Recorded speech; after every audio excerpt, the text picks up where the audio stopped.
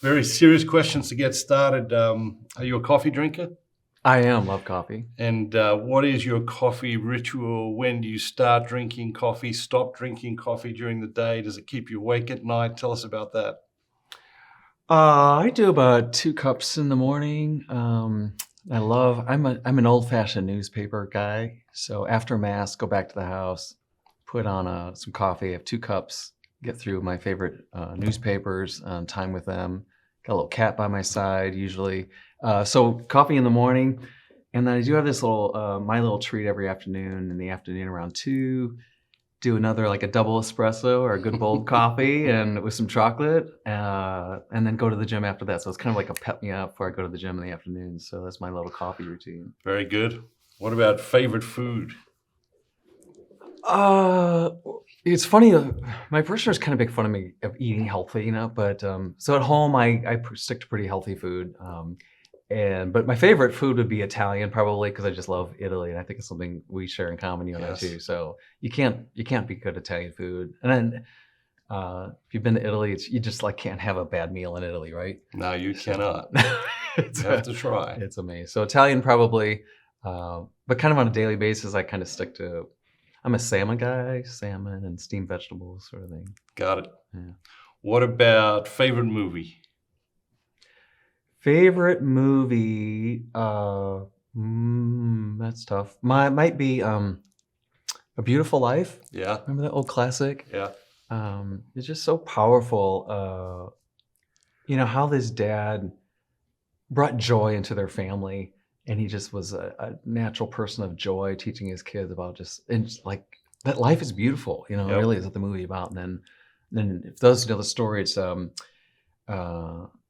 for the war, that he knew this was coming, and then he's got to teach his children how to prepare for this without scaring them. Mm, And so it's really a movie about parenting, isn't it? It's yeah, so he teaches them that life is kind of like a game, and sometimes there's going to be some difficult things coming at you.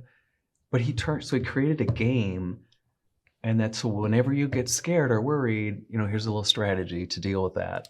So it's a beautiful story about love and how he parents with joy and really preparing his children for life. So, and I just love the title. It's A Beautiful Life yeah, because it's uh, if and I think as a priest, how to help people see life as beautiful in the midst of the challenges that they go through. So that's kind of probably my favorite movie, if you think. love it. What was your own childhood like? I was blessed with loving parents, that were married. And so mom and dad grew up so I'm from Southern Illinois, grew up in a little town called Beckemeyer. Parents are from that area. So I'm in the middle of 8 children, 4 boys, 4 girls. And so I'm fifth child. My mom had, it's amazing, our parents are so generous, aren't they? Parents are generous. And so my mom had, they had all 8 of us within 10 years. So Mm, she had her first child at 20 and her eighth child at 30. wow. Incredible. So 4 boys, 4 girls. So grew up with kind of the normal bickering, fighting stuff between siblings, sort of a thing. But my parents created a loving, faithful environment. I don't necessarily mean to paint them into saints, but if they could just taught us to work hard, work ethics, and pray and get along. You learn community life. And when sometimes people ask me about, gosh, how did you learn all this stuff about being a pastor? And I said, it really comes back to how one experienced family life, because a parish is a family.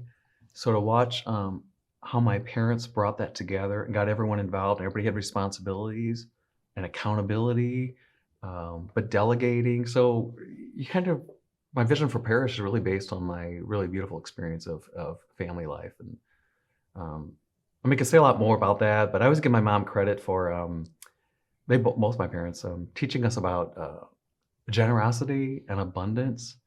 There was always and joy. And mom particularly, like she would always challenge us to find something good. You come and she goes, what's something good about that? So she always kind of invited us to look for the good, look for the beautiful, and to be grateful. Um, and I just really mean that was just woven into our family, gratitude and abundance and respect. So to watch my parents live that was really, really powerful. And so we siblings have a great relationship with each other and that type of friendship with each other yet.